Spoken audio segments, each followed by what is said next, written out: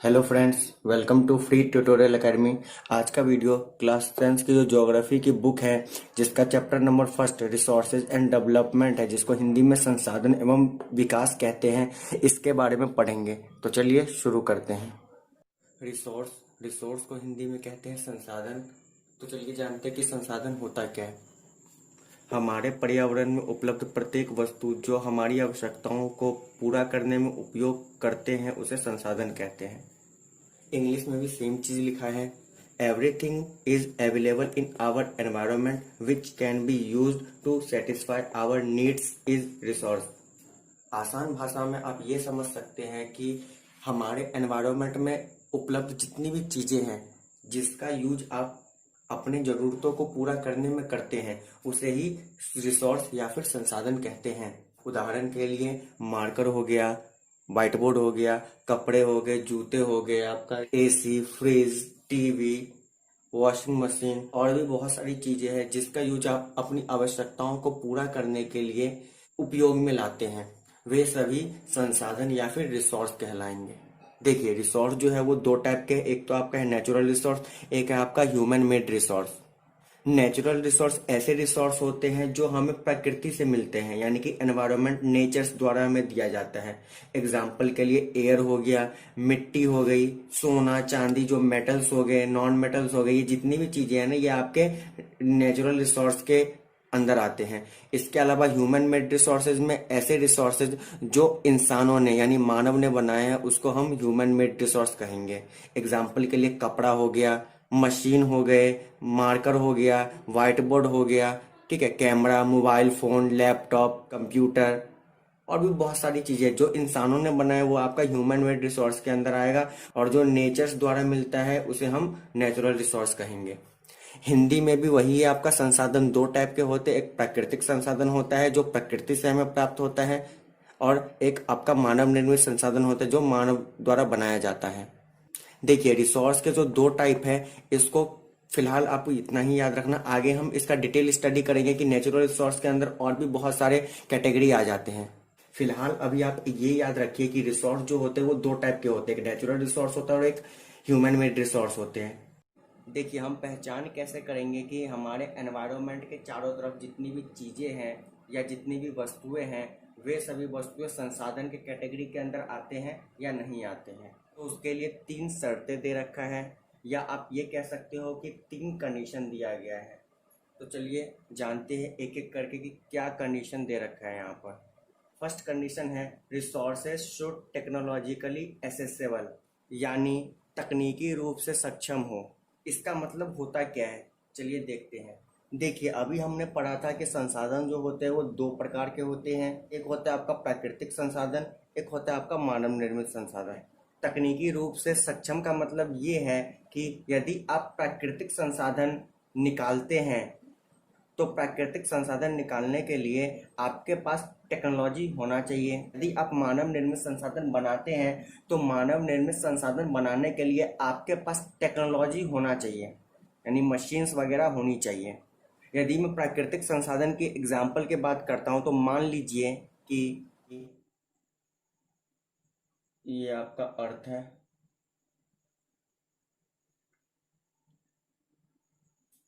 और अर्थ के नीचे जो है ये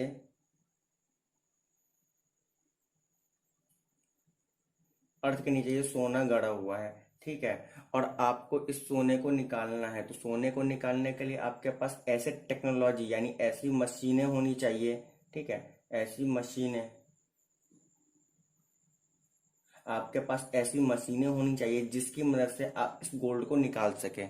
तो इसी को हम टेक्नोलॉजी कहते हैं। यदि हम मानव निर्मित संसाधन की बात करते हैं, तो मानव निर्मित संसाधन में जो कपड़ा है, इस कपड़े को बनाने के लिए किसी न किसी टेक्नोलॉजी का सहायता लेना पड़ेगा, यानी कि कोई ना कोई मशीनें होगी जो इस टी शर्ट को बनाएगा। यदि आपके पास ऐसी टेक्नोलॉजी है जिसकी मदद से आप मानव निर्मित संसाधन यानी कि ह्यूमन मेड रिसोर्सेज बनाते हो जो हमारी आवश्यकताओं को पूरा करता है, वे सारे क्या कहलाएंगे, आपके तकनीकी रूप से सक्षम कहलाएंगे। ठीक, यानी कहने का मतलब ये है कि आपके पास वो मशीनें होनी चाहिए जिसकी मदद से आप कोई भी संसाधन प्राप्त कर सके। सेकंड पॉइंट क्या है कि आर्थिक रूप से संभव हो।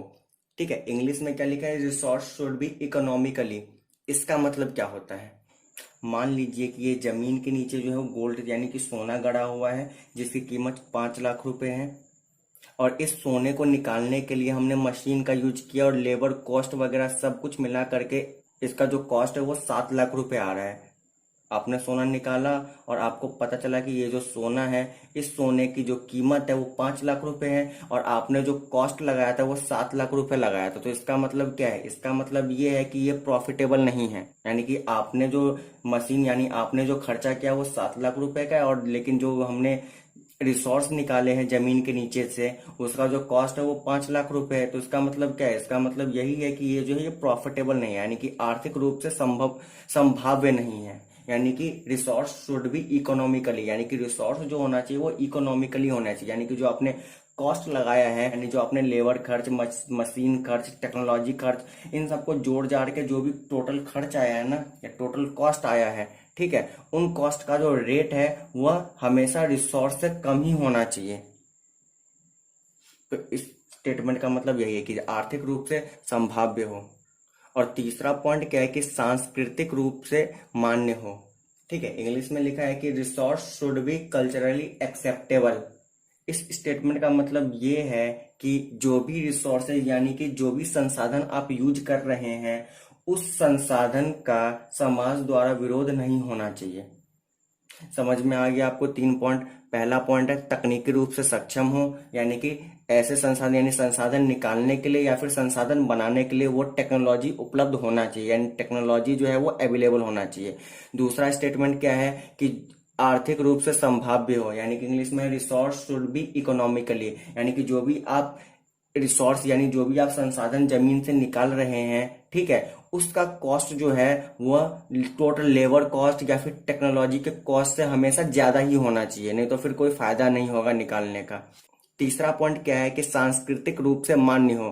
ठीक है, इंग्लिश में लिखा है resource should be culturally acceptable. जो भी रिसोर्स आप यूज कर रहे हैं उस रिसोर्स का समाज द्वारा बहिष्कार नहीं होना चाहिए, यानी समाज जो है उसको एक्सेप्ट कर ले। तो ये 3 कंडीशन है संसाधन की शर्तें, पहला कंडीशन, दूसरा कंडीशन, तीसरा कंडीशन, और इंग्लिश वालों के लिए फर्स्ट, सेकंड और ये थर्ड कंडीशन है। देखिए अगला है आपका संसाधनों का वर्गीकरण, जिसे इंग्लिश में कहते हैं क्लासिफिकेशन ऑफ रिसोर्सेज। देखिए इसका मतलब ये होता है कि हमने संसाधनों को किस आधार पर बांटा है या किस बेसिस पे बांटा है। तो आपके पास 4 बेसिस यहाँ पर दिख रहे होंगे। चलिए जानते हैं। पहला क्या है आपका, on the basis of origin, यानी कि उत्पत्ति के आधार पर बांटा गया है संसाधनों को या रिसोर्सेज को। दूसरा है आपका on the basis of exhaustibility, यानी कि समाप्यता के आधार पर बांटा गया है। तीसरा है आपका on the basis of ownership, यानी कि स्वामित्व के आधार पर बांटा है। और चौथा है आपका on the basis of status of development, यानी कि विकास के स्तर के आधार पर बांटा गया है। हालांकि इसको आगे हम डिटेल में स्टडी करने वाले हैं, लेकिन आपको फिलहाल अभी ये याद रखना है कि जो संसाधनों का वर्गीकरण है उसको 4 टाइप में बांटा गया है, 4 बेसिस पे बांटा गया है, फर्स्ट, सेकंड, थर्ड और ये फोर्थ। ये आपको याद रखना है। देखिए ये है आपका संसाधन यानी रिसोर्सेज का चार्ट है। तो चलिए समझते हैं इस चार्ट को। देखिए हमने अभी पढ़ा था कि संसाधन जो होते हैं वो 2 टाइप के होते हैं। एक तो होता है प्राकृतिक यानी नेचुरल रिसोर्सेज यानी प्राकृतिक संसाधन, और दूसरा होता है ह्यूमन मेड रिसोर्सेज यानी कि मानव निर्मित संसाधन। देखिए मानव निर्मित संसाधन ऐसे संसाधन होते हैं जिसे इंसानों ने बनाया है, यानी वे सारी वस्तुएं जो जिसे इंसानों ने बनाया है वे सभी जो है वो ह्यूमन मेड यानी मानव निर्मित संसाधन के अंदर आ जाते हैं। मेन फोकस हमें प्राकृतिक यानी नेचुरल रिसोर्स पे करना है, क्योंकि ह्यूमन मेड में इंसानों द्वारा बनाए गए जितने भी रिसोर्सेज है वो सब ह्यूमन मेड के अंदर आ जाएगा। देखिए प्राकृतिक संसाधन जो होता है उसको 2 भागों में बांट दिया गया है। एक तो है आपका नवीकरणीय यानी रिन्यूएबल सोर्सेज हो जाएंगे, दूसरा हो जाएगा अनवीकरणीय यानी कि नॉन रिन्यूएबल रिसोर्सेज हो जाएगा। देखिए नवीकरणीय संसाधन या फिर रिन्यूएबल रिसोर्सेज ऐसे रिसोर्स होते हैं जिसे आप रिन्यू कर सकते हो।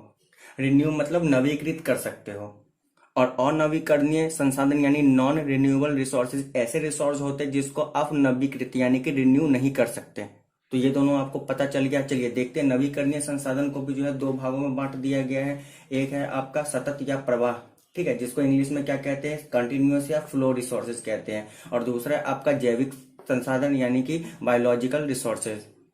सतत और प्रवाह का जो एग्जाम्पल है यानी उदाहरण क्या क्या है, तो पवन यानी कि वाइंड, जल, मृदा, सौर यानी कि पवन को वाइंड कहते हैं। जल आपका हो जाएगा वाटर, मृदा मतलब सॉइल मिट्टी, सौर मतलब सोलर। जो देखिए जैव संसाधन यानी बायोलॉजिकल रिसोर्सेज, बायोलॉजिकल रिसोर्सेज को भी दो भागों में बांट दिया गया है। पहला है आपका प्राकृतिक वनस्पति, इसके अंदर पेड़ पौधे जंगल ये सब जो है आ जाते हैं। और दूसरा है आपका वन्य जीव यानी वाइल्ड लाइफ। ठीक है, वाइल्ड लाइफ का मतलब ये होता है कि ऐसा क्षेत्र या ऐसा एरिया जहां पर हम जीव जंतुओं को प्रोटेक्ट करते हैं। अनवीकरणीय संसाधन को भी दो भागों में बांट दिया गया। पहला है आपका पुनः चक्रीय यानी रिसाइकलेबल, और दूसरा है आपका अचक्रीय यानी कि नॉन रिसाइकलेबल। ठीक है, तो रिसाइकलेबल के अंदर जो है मेटल्स आ जाते हैं, और अचक्रीय यानी कि नॉन रिसाइकलेबल इसके अंदर आपका फॉसिल फ्यूल आ जाएगा। फॉसिल फ्यूल मतलब पेट्रोल हो गया, कोल हो गया। ठीक है, जिसको बनने में लाखों या अरबों करोड़ों वर्ष लग जाता है, तो वो आपका जीवाश्म ईंधन यानी फॉसिल फ्यूल के अंदर आता है। जैसे कि पेट्रोल, कोल, डीजल ये सब जो है ये फॉसिल फ्यूल के अंदर आते हैं।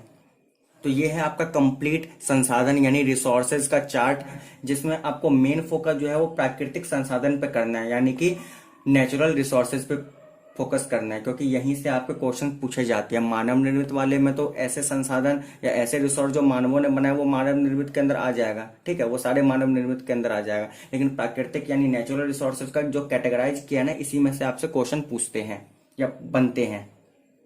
उम्मीद करता हूं कि इतनी चीजें आपको समझ में आ गई होंगी।